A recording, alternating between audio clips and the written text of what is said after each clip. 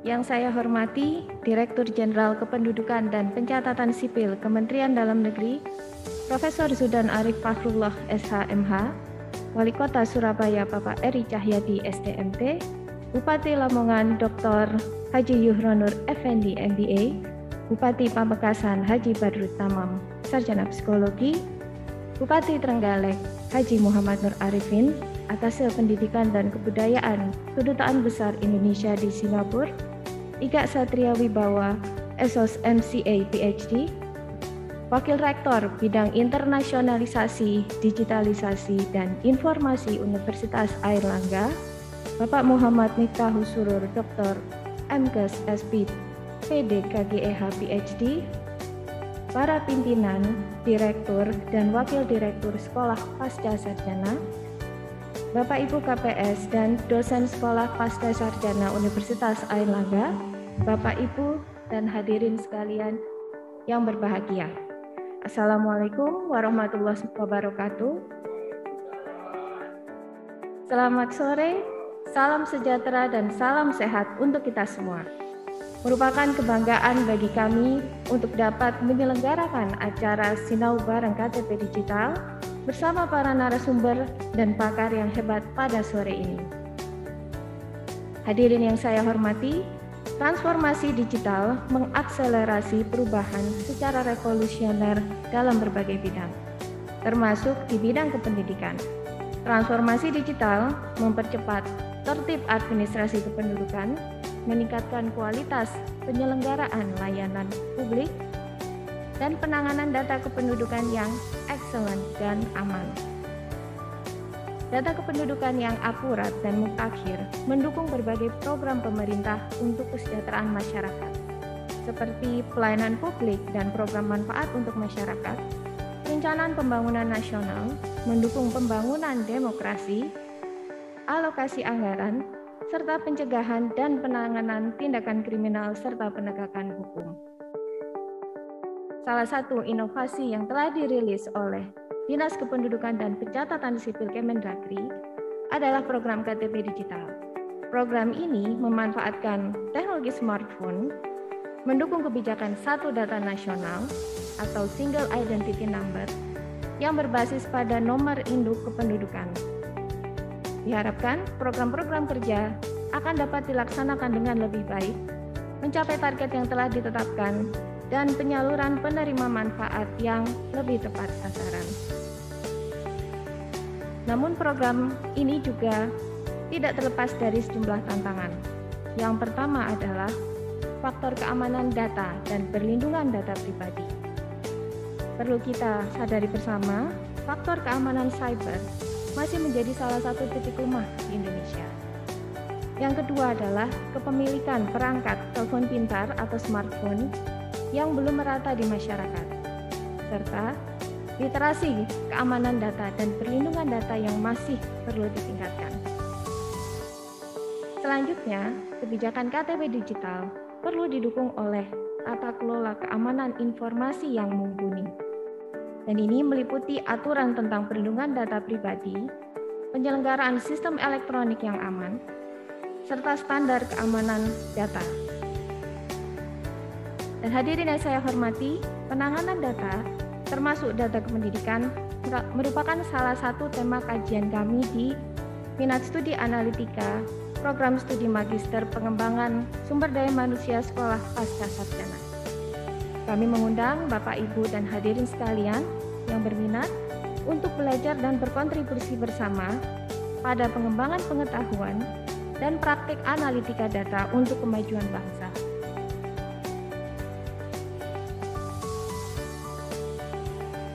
Bapak Ibu sekalian yang saya hormati, tertib administrasi kependudukan berperan penting tentunya untuk mewujudkan kesejahteraan masyarakat melalui pelayanan publik yang prima dan merupakan sebagai salah satu perwujudan penyelenggaraan pembangunan yang berkelanjutan.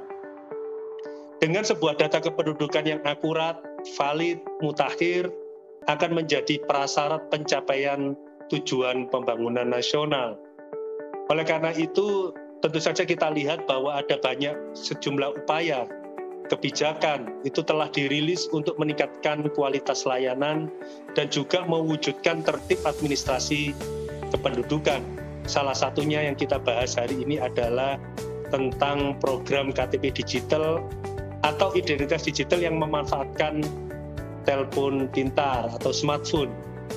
Nah, tentu saja kami mengetahui bahwa program KTP digital ini tidak terlepas dari sejumlah tantangan, terutama mungkin yang Universitas Airlangga juga nanti harus berperan adalah permasalahan keamanan data, perlindungan data pribadi, kepemilikan perangkat telepon pintar yang belum merata di masyarakat, serta tata kelola keamanan informasi. Hadirin yang kami muliakan, bersama dengan hal yang saya utarakan tadi, tentunya kami atas nama Bapak Rektor Universitas Airlangga sangat mendukung penuh upaya Sekolah Pascasarjana Universitas Airlangga dalam menyelenggarakan acara Sinau Bareng Kebijakan KTP Digital ini. Acara yang mengulas tentang program KTP Digital untuk menuju kebijakan satu data nasional. Hal ini tentu akan memberikan suatu manfaat untuk di masyarakat, khususnya di tengah ancaman kebocoran data dan tentunya tantangan literasi keamanan data di masyarakat. Kita semua tahu dengan pengolahan dan analisis data dari sumber data yang berkualitas menjadi landasan untuk merilis sebuah kebijakan dengan program-program yang sesuai dengan kebutuhan masyarakat dan tentu saja yang relevan dengan perkembangan digital.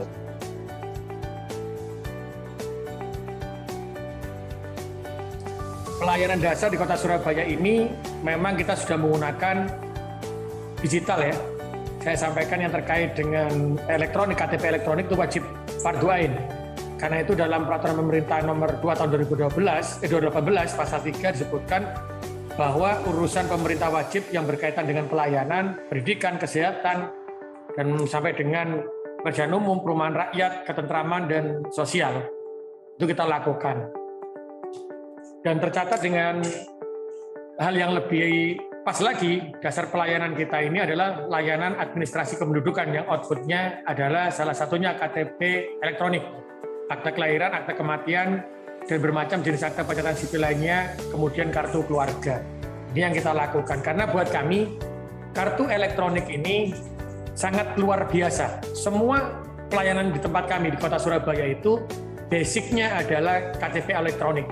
Karena kalau kita sudah tahu NIK yang dilakukan elektronik ini, maka secara otomatis kita tahu betul bahwa warga Surabaya itu berapa, setelah itu yang MBR berapa bisa kita kunci. Sehingga sasaran pemerintah Kota Surabaya untuk melakukan intervensi bisa tepat sasaran. Ini yang kita lakukan. Bagaimanapun juga kita mencermati bahwa dokumen Adminduk merupakan dasar pelayanan kita yang tadi saya sampaikan. Ini menjadi tolak ukur keberhasilan pemerintah Kota Surabaya tergantung dari dasar pelayanannya adalah KTP elektronik. Karena visi misi Kota Surabaya ini adalah gotong royong menuju Kota Surabaya atau kota dunia yang maju, humanis, dan berkelanjutan. Misi kita juga memantapkan transformasi birokrasi yang bersih, dinamis, dan tangkas berbasis digital. Ini sehingga apapun itu, yang kita lakukan adalah satu, data kependudukan ini sangat penting buat kami untuk melakukan pelayanan apapun di Kota Surabaya. Karena semua layanan Adminduk di Kota Surabaya kita berikan kemudahan, hari ini kita lakukan melalui RT-RT yang ada di Kota Surabaya. Karena salah satu pemanfaatan dokumen kependudukan KTP elektronik ini untuk layanan dasar. Jadi seluruh warga Surabaya yang ber-KTP Surabaya, maka secara otomatis dia akan diberikan BPJS. Tanpa dia harus mengurus yang lainnya, kalau dia belum punya tetap akan dilayani dan BPJS-nya bisa keluar. Warga Surabaya yang usia sekolahnya SD SMP, kita bisa tahu bahwa dia masuk keluarga MBR atau tidak, masyarakat berpenghasilan rendah atau tidak. Sehingga ketika NIK-nya itu masuk, maka secara otomatis penduduk Surabaya tidak lagi perlu membayar SPP, uang gedung kita lakukan, kita intervensi. Dan insya Allah di tahun ini SMA pun yang dia masuk daftar MBR, maka kita koordinasikan untuk kita bantu SPP-nya. Sehingga tidak lagi ditarik oleh SMA ya, SMA yang sekarang disekolahi anak-anak kita. Juga warga yang sudah ber-KTP Surabaya tergolong sebagai warga MBR akan mendapatkan layanan sosial seperti PKH, permakanan, program sembako, dan lain-lain. Inilah yang tadi yang saya sampaikan, bahwa kekuatan kita itu ada di KTP elektronik. Jadi saya sangat sepakat sekali. Sebenarnya ada yang mau saya diskusikan dengan Prof. Zudan, karena Prof. Zudan ini guru saya juga.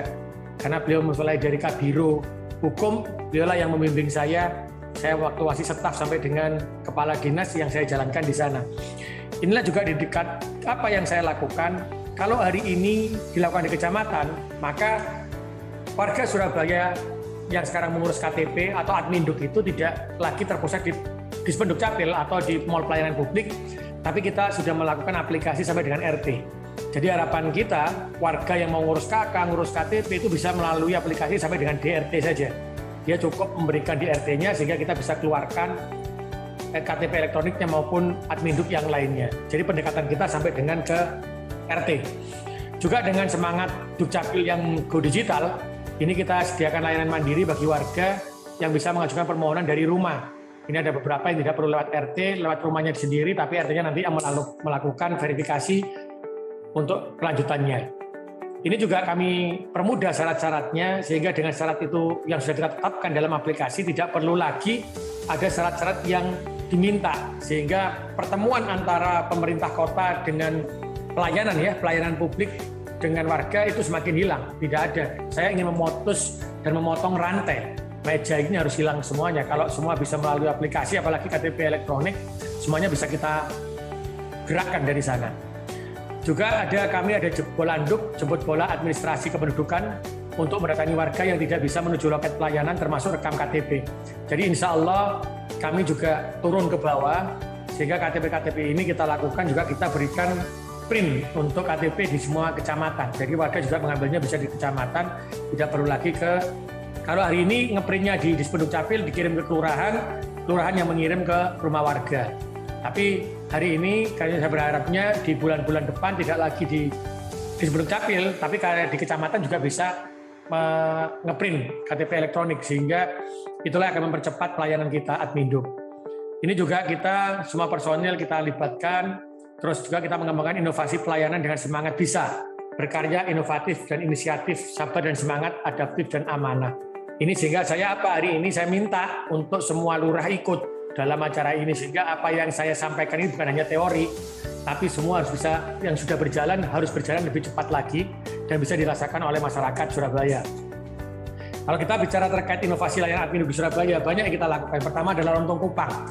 Lontong Kupang ini bagaimana kita bekerja dengan Pengadilan Agama, yang mana warga langsung mendapatkan output dokumen berupa penetapan PA, buku nikah, dan dokumen kependudukan di hari yang sama. Jadi harusnya setelah ini dia ke PA dulu, setelah itu baru ke kecamatan untuk mengurus KTP dan lain-lainnya. Ini tidak. Jadi kita memang sudah sepakat dengan PA, jadi kita lakukan sidang lakukan bersama, terintegrasi, langsung setelah itu keluarlah buku penetapan PA-nya sekaligus dengan buku nikah, dengan dasar yang ada di data di tempat kami yang ada di Dukcapil.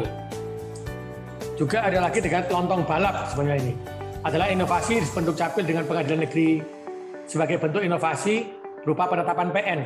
Ini ada yang ganti nama, ada yang terkait dengan hal lainnya, perubahan-perubahan, itu kita lakukan dalam one day service. Jadi orang mendaftar lewat aplikasi sesuai dengan nick-nya, sesuai itu kita rapatkan dengan teman-teman PN, kita panggil, setelah itu kita sidang langsung keluar. Jadi dari PN keluar, dari pemerintah kota berupa KTP juga keluar. Inilah yang membuat kami sangat merasa bermanfaat lah buat warga. Karena dari sini Prof, saya melihat ketika saya memberikan yang pertama kali itu sampai ada yang nangis, Pak, saya sudah 4 tahun ngurusin tidak selesai, hari ini cuma sehari bisa selesai. Itulah saya katakan bahwa hadirnya kepala daerah, hadirnya pemerintah ya memang harus seperti ini. Kita harus memotong birokrasi yang terlalu panjang. Waktunya lah kita menggunakan aplikasi dengan KTP elektronik ini. Juga ada layanan ACOERI. Ini adalah inovasi di Dukcapil dengan Pengadilan Agama. Jadi orang kalau mendaftarkan permohonan atau gugatan, nah ini biasanya kan ada maklarnya, Bro. Jadi saya ngomong sama Pak BA, sudahlah daftarnya itu bisa melalui kelurahan, melalui aplikasi ACOERI ini. Sehingga ini nanti orang daftar dapat sidangnya tanggal berapa. Sehingga langsung disidang, langsung bisa ada keputusan. Tidak harus lewat maklar-maklar nanti sidangnya kan kasihan juga, wong susah kok sih dimanfaatno wae. Dan ini kita ambil namanya Aco ini waktu itu adalah memang erinya teko nama wali kota Surabaya, Aconya ini dari pengadilan agamanya. Jadi namanya jadi aplikasi Center and Online of Record Registration and Integrasi sebenarnya, tapi ini dipasno Prof, karena kenang-kenangan ini begitu. Jadi ini loh yang dilakukan pemerintah kota Surabaya dan keadilan agama. Juga setelah ini ada lagi yang namanya Kalimasada, kawasan lingkungan masyarakat Sadat Adminduk. Ini kita lakukan melalui sampai level RT.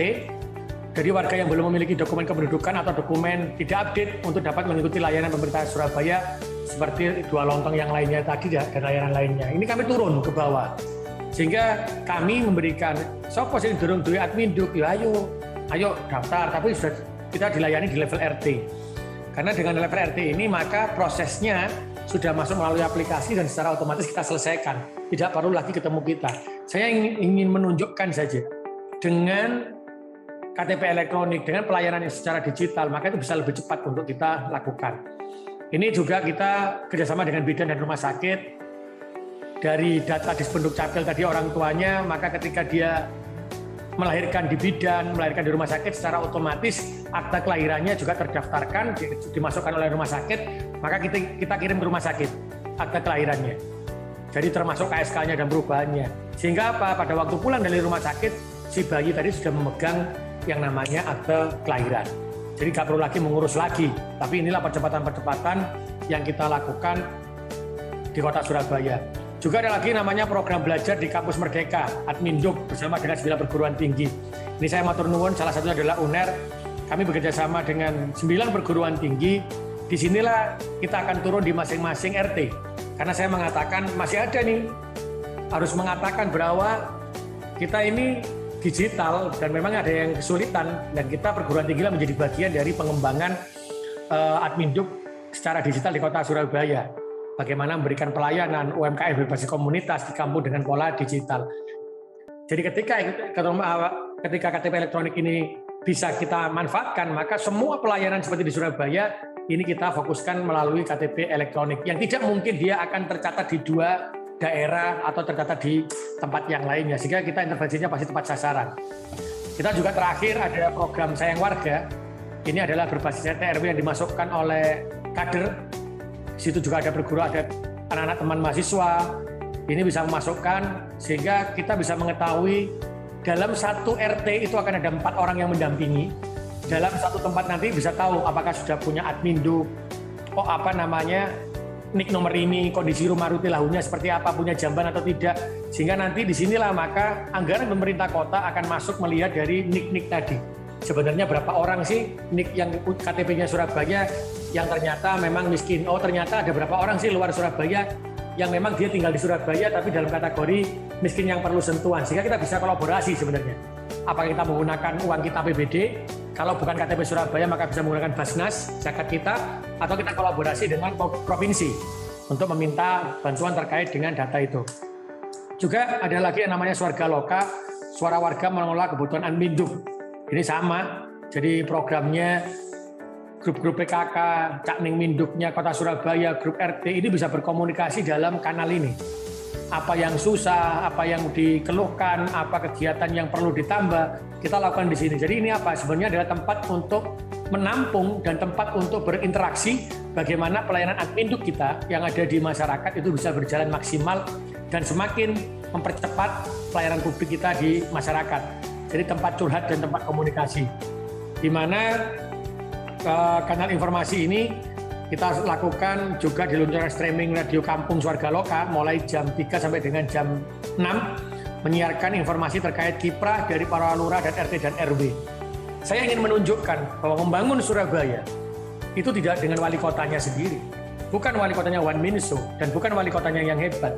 Tapi sebuah kota itu akan jadi sangat luar biasa ketika warganya itu ikut membangun Kota Surabaya, ikut membangun percepatan-percepatan. Karena itu saya libatkan yang namanya RT, RW, LPMK, tokoh masyarakat, tokoh agama. Sehingga saya ingin mengatakan bahwa kemajuan pesat sebuah kota itu adalah keberhasilan dari semua warga Kota Surabaya. Dan keberhasilan seorang pemimpin kepala daerah itu bukan ketika dia berhasil dengan memimpin sendiri, tapi ketika semua stakeholder itu bekerja bersama, maka itulah keberhasilan dari seorang pemimpin, dari kepala daerah. Karena ketika pemimpin itu berhenti, maka sistem tetap harus berjalan, bukan tergantung dari pemimpinnya. Sehingga karakter-karakter itulah kita bentuk. Kalau hari ini Adminduk yang kita kebut, ini akta kelahiran, target nasional kita 95%, kita sudah 97%. Kalau perekaman KTP 99,3, kita sudah 99,4. KIA, kartu identitas anak, yang target nasionalnya itu sudah 30%, kita sudah 53. Inilah ketika kita melibatkan masyarakat, maka secara otomatis percepatan itu akan sangat luar biasa. Sehingga ini yang saya sampaikan lalu kepada masyarakat, terima kasih saya kepada seluruh warga Kota Surabaya. Karena tanpa warga Surabaya, pembangunan kita tidak akan pernah sangat luar biasa. Ini yang terakhir, terkait perkembangan terkini yang akan diluncurkan KTP digital, kami sangat mendukung. Dan saya katakan, ketika ini sudah diluncurkan, maka kami hanya ingin, sebenarnya dengan Prof. Zudan nanti, semua aplikasi kami tadi yang berbasis dari KTP elektronik, maka kami bisa langsung terkonekkan di sana. Dan Prof. Zudan pernah mengatakan, kalau itu dimanfaatkan untuk RT, untuk RW, maka ada berita acara, kesepakatan antara RT-nya jika terjadi salah pengambilan data, pencurian, maka dia bertanggung jawab. Dan ini yang akan saya masifkan, karena kalau ini sudah satu, sehingga semua data itu ada di pusat, dan itu adalah satu digital, maka kami lebih mudah lagi untuk menjalankannya. KTP digital ini kan sebenarnya begini, ada beberapa yang kami kemarin itu kehilangan kekurangan belangko, sehingga kami tidak bisa mencetak, dan ternyata diberikanlah surat keterangan. Tapi hebatnya kementerian adalah ketika nanti mereka sudah masuk, meskipun belangkonya itu belum bisa dicetak, tapi dia bisa melihatnya dari HP. Karena Pak Dirjen begitu bisa dari HP, bisa dilihat sudah terjadi KTP-nya nomor ini sekian lah. Ketika itu sudah jadi, maka secara otomatis ketika kami melakukan pelayanan, nomor itu yang akan kami ambil. Ya, saya terakhir adalah kampanye pemanfaatan KTP digital ke berbagai pihak yang selama ini minta info identitas, seperti perbankan, hotel, dan rumah sakit. Tentunya ini mengikuti ketentuan yang segera diterbitkan oleh Kemendagri. Banyak sebenarnya KTP elektronik ini yang menjadi punjer atau menjadi data awal kebutuhan paling penting yang kita lakukan. Karena itulah ketika nanti ini menjadi satu KTP digital dan semua data ada di pemerintah pusat, maka ini akan mempercepat kebutuhan kita dalam melaksanakan pelayanan. Yang kedua, kami nanti akan meminta bagaimana akses kita ketika kita melakukan pelayanan-pelayanan seperti tadi, Prof. Seperti yang sudah kita jalankan, terus lontong balap, lontong kupang. Ini kan kami butuh percepatan. Sehingga nanti ketika semua digital sudah ada di sana, mungkin ada web service atau seperti apa yang bisa kita lakukan. Nah inilah dari itu semua nanti, saya yakin dengan KTP digital ini yang terprogram satu pintu di pemerintah pusat, tapi setiap daerah diberikan kewenangan untuk berintegrasi dengan sistemnya, maka saya yakin percepatan yang ingin diwujudkan oleh Prof. Zudan, Pak Dirjen ini pasti akan terwujud, karena saya tahu betul beliau ini Pak Prof. Zudan ini sangat luar biasa, percepatannya juga sangat luar biasa. Apa yang saya lakukan di Kota Surabaya pun itu berdasarkan hasil dari bimbingannya beliau.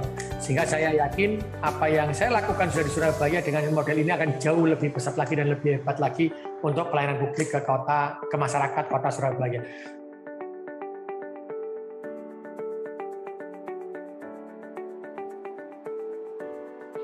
Ada 23 layanan Adminduk ini yang sudah terintegrasi dan ini sudah bisa dicetak secara mandiri oleh para masyarakat, dan kita mengembangkan sebuah sistem yang namanya Padu Raksa. Padu Raksa ini adalah pelayanan administrasi kependudukan yang ramah dan bersahabat, yang ini bisa cukup dilakukan di desa saja. Masyarakat bisa langsung secara mandiri bisa mencetak beberapa jenis layanan atau dokumen kependudukan itu di desa masing-masing, bahkan bisa mencetak sendiri, kecuali untuk KTP yang belum bisa dicetak, dan itu bisa dicetak di kantor kecamatan. Dan 23 jenis layanan dokumen kependudukan ini sudah tanda tangan elektronik dan sudah bisa melalui elektronik. Berikutnya dari 23 layanan dokumen kependudukan tadi, kita sudah menyiapkan layanan itu ada di 29 titik Yang pertama ada di 27 kecamatan. Jadi masing-masing kecamatan sudah siap untuk bisa mencetak KTP dan juga akte kelahiran yang belum bisa dicetak secara mandiri oleh masyarakat. Selain di kecamatan juga ada di Mall Pelayanan Publik dan juga di Dinas Catatan Sipil dan Kependudukan. Kemudian kita juga menyediakan layanan anjungan Dukcapil Mandiri seperti ATM itu, tapi keluarnya bukan uang, tapi keluarnya di ATM ini adalah dokumen kependudukan yang sudah kita siapkan di 4 titik, ada di Mall Pelayanan Publik, kemudian ada di Kecamatan Babat, Kecamatan Imbang, dan juga Kecamatan Paciran. Dan alhamdulillah semua tempat pelayanan administrasi kependudukan ini sudah tersedia infrastruktur, peralatan dan jaringan yang baik, sehingga semua sudah terkoneksi dengan baik.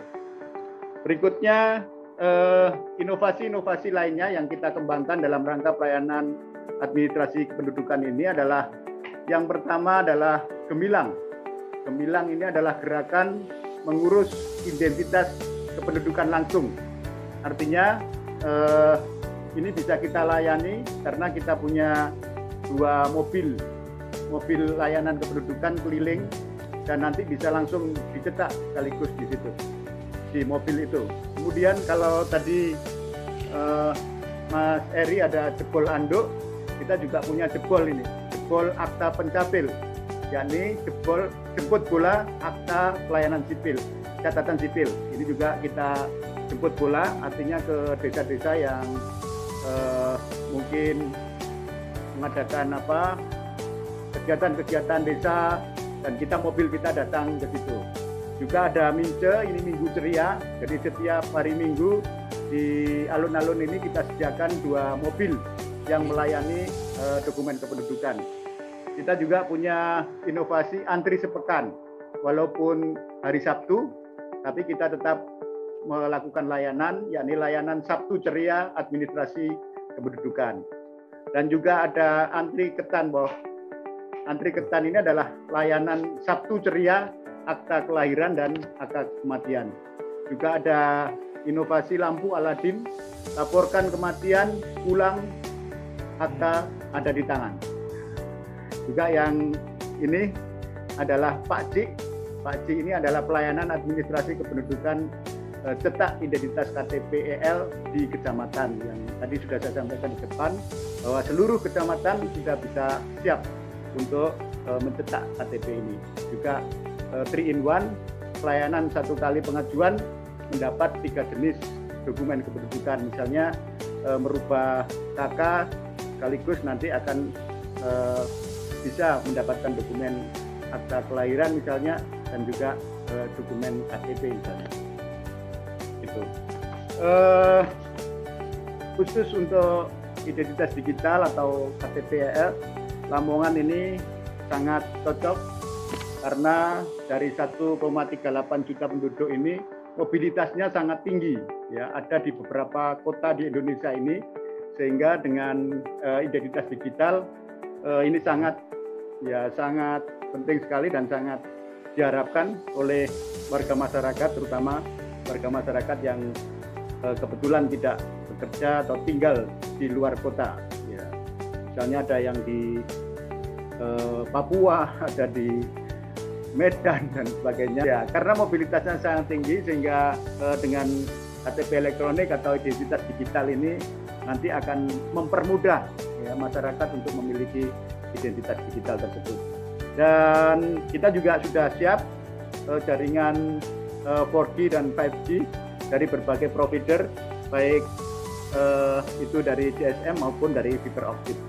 Kemudian kita juga banyak sekali free wifi yang sudah kita kembangkan di desa-desa maupun di fasilitas-fasilitas umum seperti di alun-alun, perpustakaan, dan di sudut-sudut atau tempat-tempat keramaian, dan di sudut-sudut kota juga kita banyak sediakan free wifi bagi masyarakat luas dan para pendidik.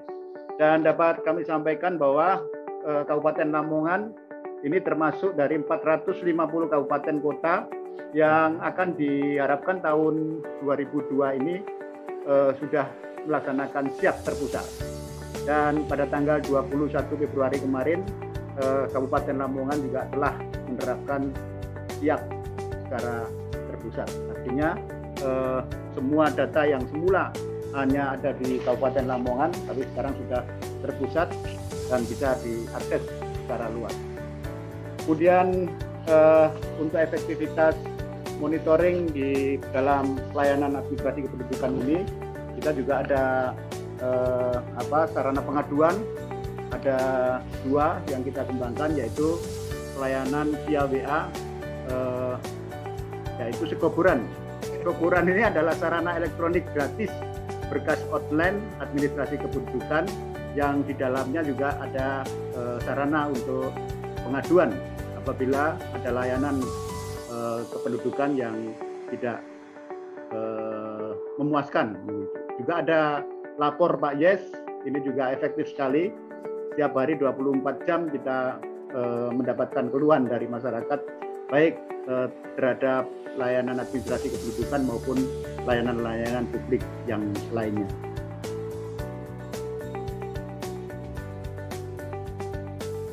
Kami akan mencoba memaparkan secara singkat saja bagaimana dan apa yang dilakukan oleh Kabupaten Trenggalek mengenai penyelenggaraan administrasi kependudukan di Kabupaten Trenggalek.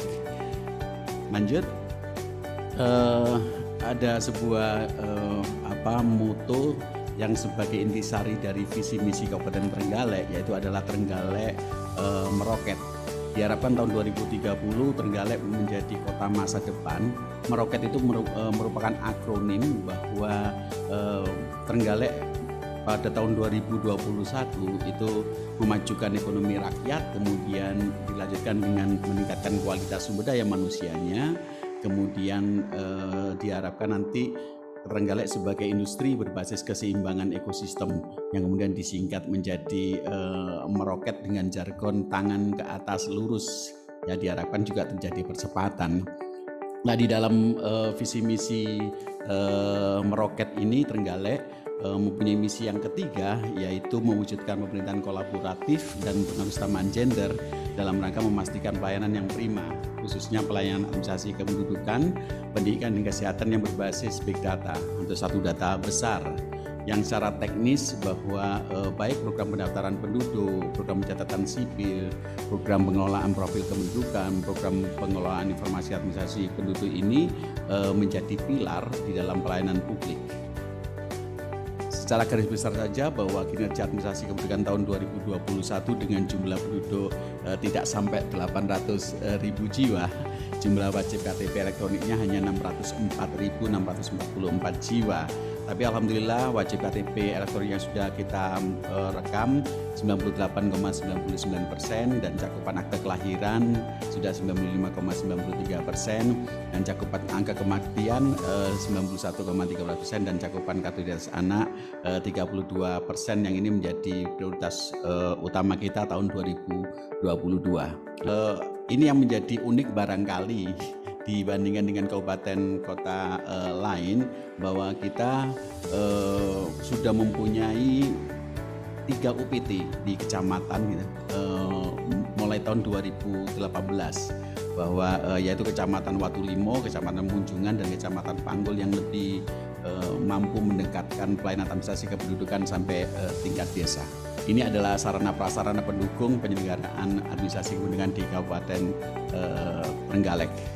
Nah, ini pelayanan terpadu di kafe pelayanan publik sudah kita laksanakan. Saya kira di Kabupaten Lamongan maupun Kota Surabaya, Pamekasan sudah dilaksanakan.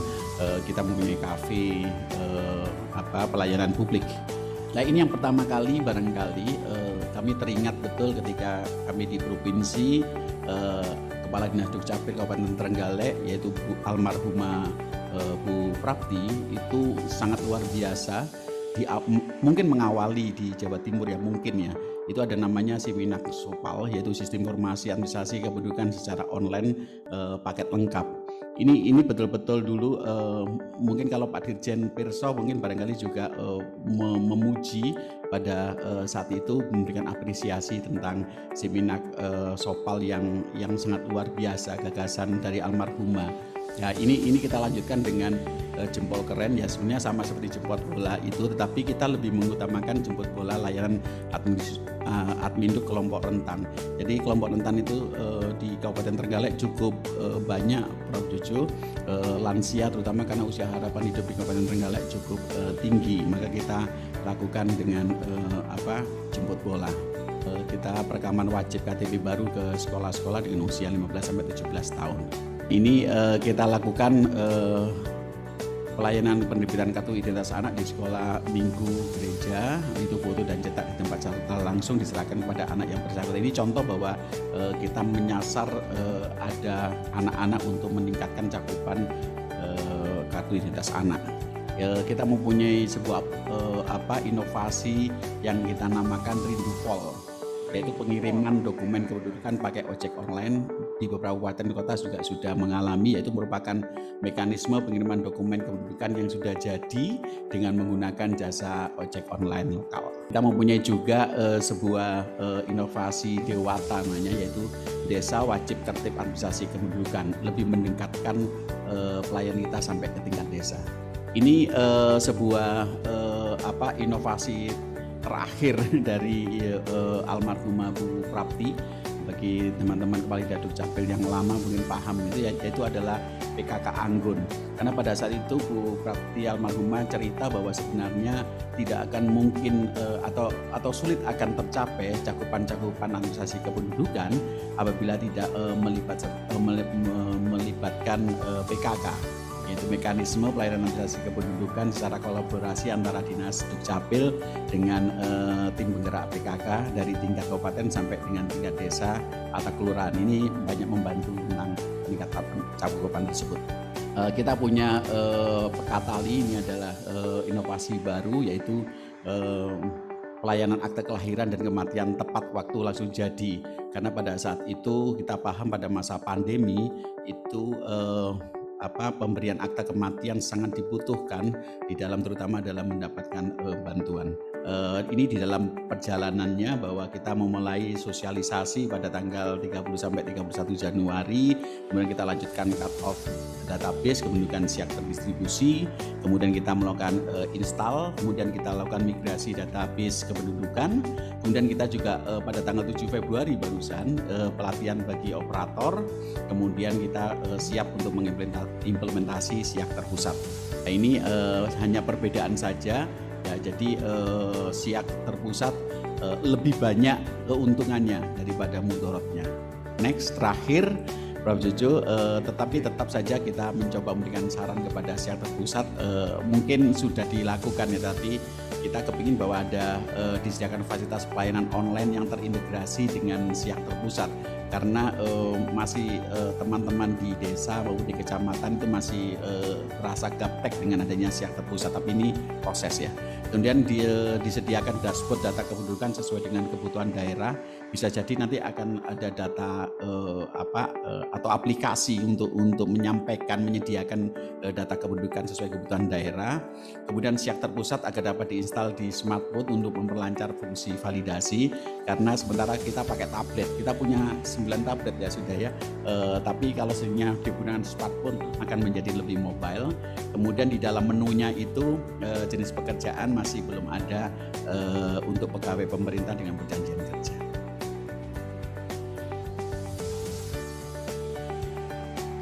Kabupaten Pamekasan itu telah menerapkan siak terpusat pada tanggal 21 Februari 2022.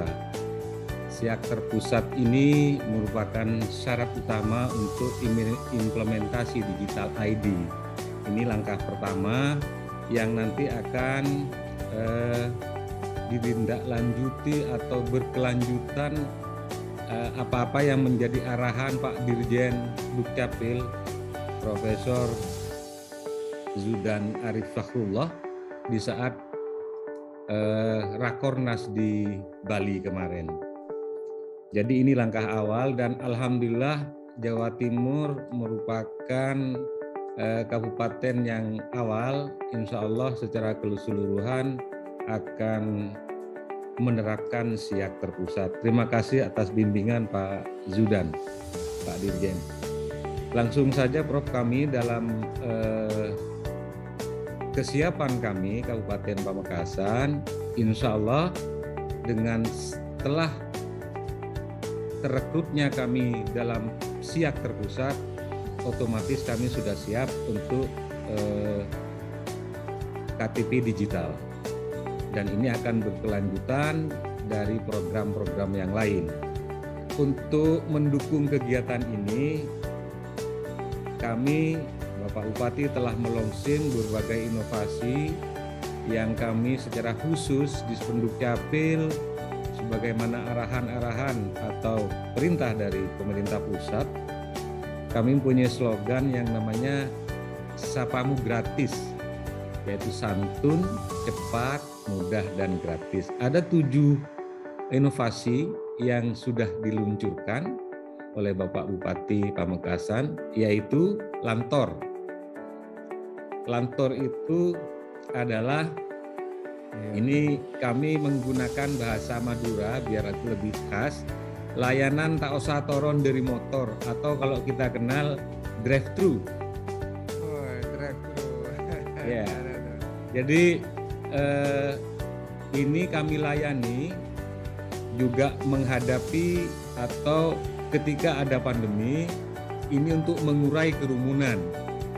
Jadi layanan yang tanpa turun dari mobil atau kendaraan bermotor ini melayani dokumen yang hilang atau rusak. Jadi kalau jaringan tidak ada gangguan, itu dokumen misalkan KTP rusak, itu prosesnya tidak sampai 2 menit. Ini yang banyak dapat atensi dari masyarakat karena dengan waktu yang relatif singkat dokumen bisa diselesaikan.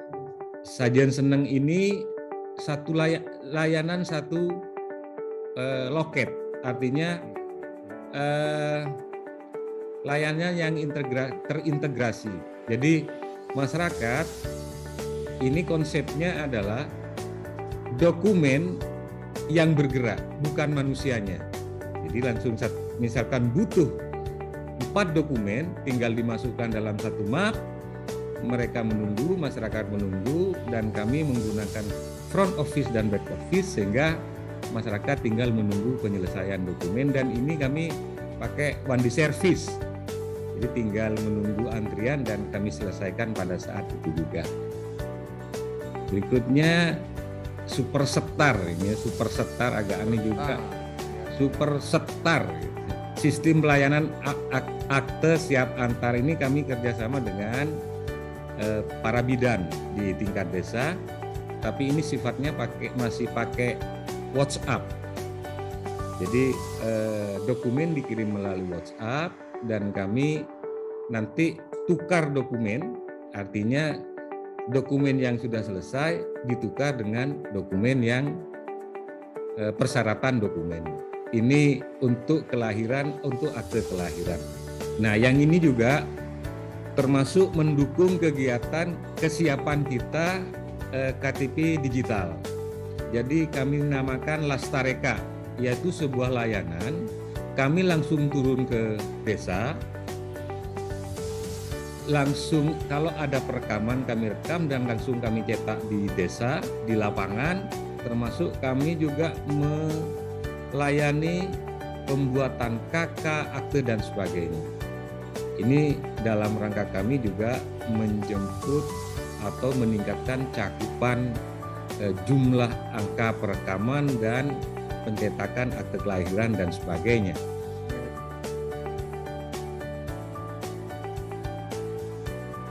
Baik, kalau dilihat dari tugas pokok dan fungsi saya, misalnya untuk mencoba menjembatani kerjasama antara Indonesia dan Singapura, memang digitalisasi KTP ini menguntungkan. Kenapa? Misalnya nih, saya ambil satu contoh kasus saja bahwa fokus kami untuk tahun 2022 sampai 2024 nanti adalah peningkatan kerjasama pendidikan di bidang pendidikan vokasi. Dan kemudian yang kedua, perlu dicatat di Singapura itu ada sekitar 100.000 lebih buruh migran Indonesia yang berasal dari Indonesia, dan sebagian besar itu berasal dari Jawa Timur, Bapak-bapak. Dan mereka sekarang sedang ada sekitar 25%-nya sedang menempuh pendidikan kejar paket di kedutaan besar. Nah, sehingga kalau nanti proses transfer administrasi segala macam, kalau proses digitalisasi data ini berjalan dengan baik, tentu mempermudah mereka ketika mereka kembali ke Indonesia. Jadi data kependudukan mereka akan otomatis berubah dengan level pendidikan yang mereka punya. Itu akan membantu teman-teman buruh migran nanti ketika mereka pulang ke Indonesia. Pun juga keluarganya, karena banyak yang sudah berkeluarga kemudian punya anak bersekolah di sana, sehingga proses transfer pendidikan itu akan mempermudah. Jadi kalau mereka masih punya NIK yang sudah terdata dari database kependudukan misalnya setiap daerah, tentu data itu akan harus diupdate dan bisa tentu saja bisa membantu kelanjutan pendidikan mereka. Itu yang pertama. Yang kedua adalah saya membayangkan kita bisa meniru Singapura ketika mereka melakukan zonasi pendidikan. Jadi kalau misalnya di digitalisasi data itu kan tercatat kecamatan mana, kelurahan mana, jumlah anak SD-nya, SMP, SMA misalnya, sehingga bisa didata bahwa daerah tertentu mungkin perlu sekolah baru bisa seperti itu, sehingga zonasinya bisa terlihat. Ya memang tidak mudah ya, Singapura kan negara kecil, kan negara yang wilayahnya kecil. Sementara Indonesia apalagi Jawa Timur kan wilayahnya sangat luas, sehingga mungkin tidak akan semudah itu secara teoretikal membuat perataan pendidikan dan zonasi. Tapi digitalisasi data ini akan mempermudah. Namun di sisi lain, beberapa hari lalu kan saya sempat diskusi dengan Pak Dirjen juga di radio itu, bagaimana dengan kita perlu memperhatikan satu hal bahwa dan juga disampaikan oleh Bu Ira tadi, tantangan kita ke depan adalah masyarakat kita masih tidak sama ya tingkat pemahamannya mengenai digital literasi, sehingga itu akan juga berpengaruh kepada tingkat keamanan data digital yang seringkali itu terjadi persoalan pada level individu. Jadi mereka banyak teman-teman kita yang mungkin tidak secara aman mempergunakan data-data mereka sehingga mudah diakses oleh orang lain. Ini tentu saja di luar infrastruktur yang mungkin juga masih menjadi tantangan berikutnya. Sehingga selain kemanfaatan itu mungkin mohon juga saya yakin Bapak-bapak kepala daerah sudah tahu juga bahwa perlu ada pendidikan literasi digital juga buat masyarakat secara umum agar tidak mudah memberikan data-data mereka untuk diberikan kepada orang lain, sehingga tidak lagi terdengar penipuan-penipuan melalui SMS, penipuan melalui pemanfaatan KTP yang tidak asli seperti itu. Sehingga dan seringkali itu sumber persoalannya mungkin bukan dari birokrasi tapi dari individu pengguna yang tidak paham atau belum paham persoalan data. Sehingga mungkin selain kita bicara soal pemanfaatan data itu, mungkin perlu dipikirkan juga bagaimana meningkatkan literasi atau pemahaman akan keamanan data.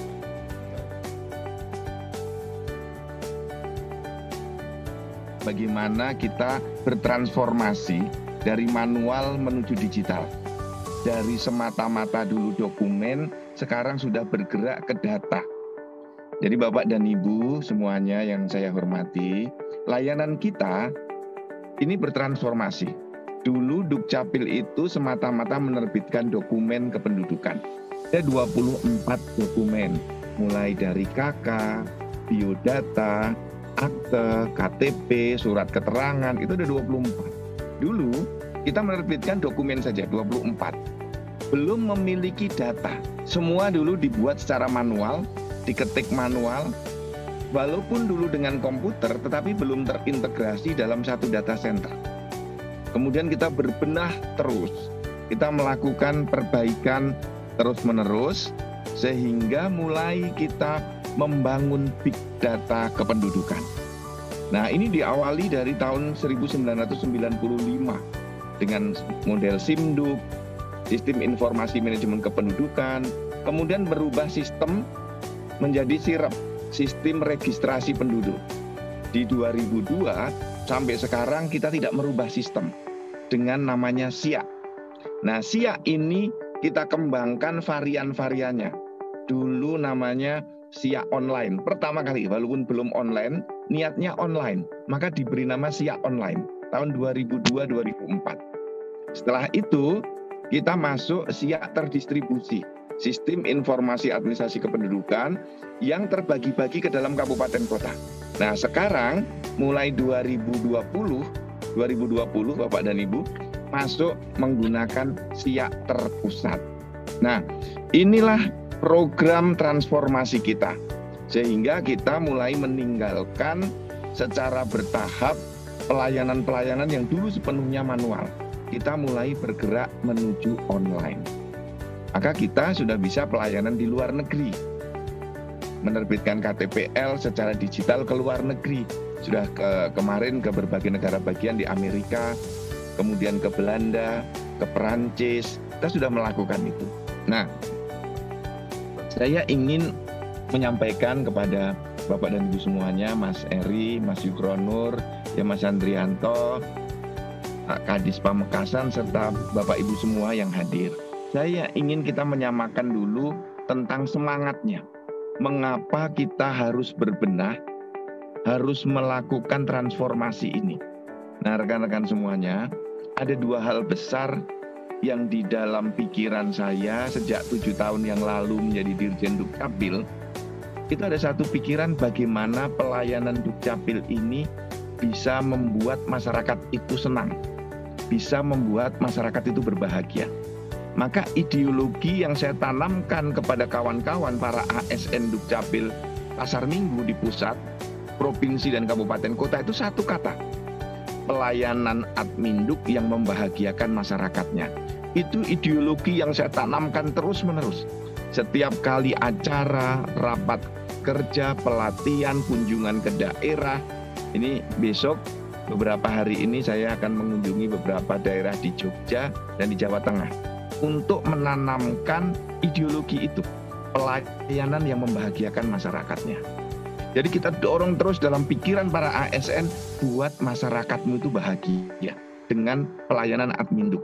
Jangan sampai masyarakat malah jengkel karena layanannya lama, sulit, ya, dipungut biaya. Nah, itu yang terus kita lakukan pembenahan. Nah, ini langkah-langkah yang kita lakukan, nanti saya ceritakan. Yang kedua, saya itu rasanya pingin banget itu teman-teman, menurunkan, membawa sifat-sifat Tuhan dari langit turun ke bumi. Sifat-sifat Tuhan dari langit kita turunkan ke bumi untuk para manusia. Kita meniru sifat Tuhan itu. Sifat Tuhan itu Maha Pemurah. Tidak meminta pun kita ini diberi. Contohnya, kita nggak usah minta sinar matahari, diberi setiap hari. Nggak usah minta oksigen, diberi oksigen setiap hari. Kita ini nggak minta gigi, punya diberi 32 gigi. Bayangkan kalau gigi kita sakit ditambal aja 350.000. Nggak minta mata, diberi mata. Padahal ketika sakit mata berobat sedikit 1,5 juta. Semua Tuhan berikan pada kita kesempurnaan. Terus itu satu kemurahan Tuhan. Nah, bagaimana kemurahan Tuhan ini tercermin dalam layanan Dukcapil? Maka di Dukcapil itu saya dorong sejak 5 tahun yang lalu, sekitar 2016-2017, dengan pelayanan terintegrasi. Pelayanan terintegrasi di Mas Eri itu bagus sekali. Minta 1 dapat 6 dokumen. Mintanya 1, akte perkawinan di Surabaya ini, di Mas Eri. Mintanya 1, akte perkawinan. Tetapi diberi oleh Dinas Dukcapilnya KTP suami, KTP istri diubah statusnya dari bujangan menjadi menikah. Kemudian dibuatkan kartu keluarga baru. Karena dia dibuatkan kartu keluarga baru, maka dikeluarkan dari kakak orang tuanya. Orang tuanya dicetakkan kakak yang baru. Mertuanya juga begitu, karena anaknya keluar dari kakaknya, dicetakkan kartu keluarga yang baru. Jadi, mengurus satu akte perkawinan bagi yang non-muslim di kota Surabaya, dapat akte perkawinan, dapat 2 KTP, dan dapat 3 kartu keluarga. Jadi minta 1 dapat 6. Kemudian kalau mengurus akte kelahiran, bayi baru lahir dari rumah sakit, Orang tuanya mengurus akte kelahiran, langsung dapat akte kelahiran, dapat KK baru, dapat kartu identitas anak. Itu secara sistem sudah bisa diterapkan. Andai bila masyarakat belum bisa, silahkan minta. Maksud saya, andai masyarakat belum diberi, boleh minta. Loh, kata Pak Zudan, kalau ngurus akte kelahiran dapat KK baru, anaknya langsung masuk KK, langsung dapat kartu identitas anak. Silahkan minta. Sistem sudah kita buatkan. Kalau ada dinas dukcapil yang belum bisa menerapkan, berarti itu nggak mau menerapkan. Nah, ini menurunkan sifat murahnya Tuhan yang ada di langit untuk manusia. Yang kedua, yang terus kita dorong adalah pelayanan yang mudah. Tuhan itu tidak pernah mempersulit umatnya. Contoh, kita ini wajib sholat. Saya Muslim. Kita wajib sholat. Tapi kalau sholat itu wajibnya berdiri. Andai nggak bisa berdiri, sakit, boleh duduk. Andai nggak bisa duduk, boleh sambil tidur-tidur. Sambil tidur. Sholat menghadap kiblat. Tapi Tuhan itu maha mudah.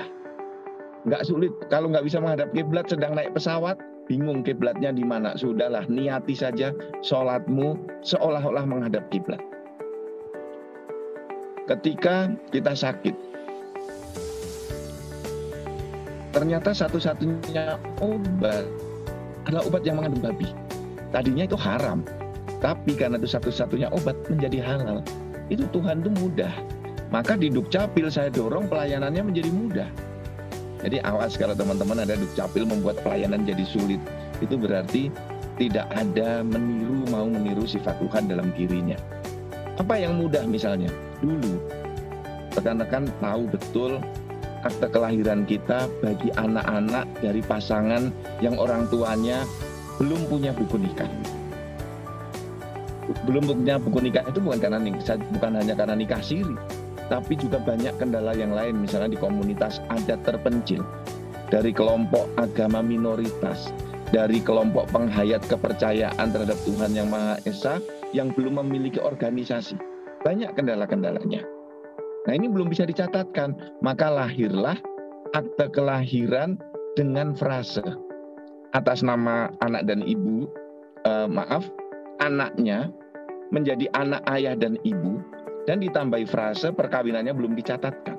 Nah, ini satu kemajuan yang sudah kita buat sejak Permendagri 9 tahun 2016 dengan memasukkan SPTJM.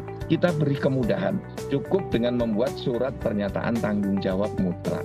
Jadi Bapak dan Ibu, kita bertransformasi untuk menurunkan sifat-sifat Tuhan di langit untuk manusia di bumi. Ya, kemurahan-kemurahan Tuhan. Yang kedua, kemudahan-kemudahan. Maka layanan kita dorong menjadi semakin mudah. Pengantar RT RW tidak diperlukan lagi untuk membuat KTP. Pindah penduduk tidak perlu pengantar RT RW, cukup bawa kartu keluarga saja. Gunanya adalah untuk memastikan NIK-nya. Bayi lahir di rumah sakit, nggak perlu pengantar RT RW, cukup membawa fotokopi KK, buku nikah atau kopi buku nikah kedua orang tuanya. Kalau lahir di rumah, baru membawa pengantar RT RW. Kalau meninggal di rumah sakit, keluarganya meninggal di rumah sakit, tidak perlu pengantar RT RW. Cukup surat keterangan kematian dari rumah sakit, KK atau KTP yang meninggal. Seperti itu saja. Sudah kita mudahkan. Mengapa? Karena big data kita sudah jadi. 272 juta penduduk Indonesia, by name, by address, sudah ada datanya. Nah, inilah yang kita kembangkan terus untuk kerjasama pemanfaatan data. Jadi monggo nanti Mas Eri, Pak Wali Kota, untuk pemanfaatan data kami dukung penuh. Mas Yuhronur kita dukung penuh.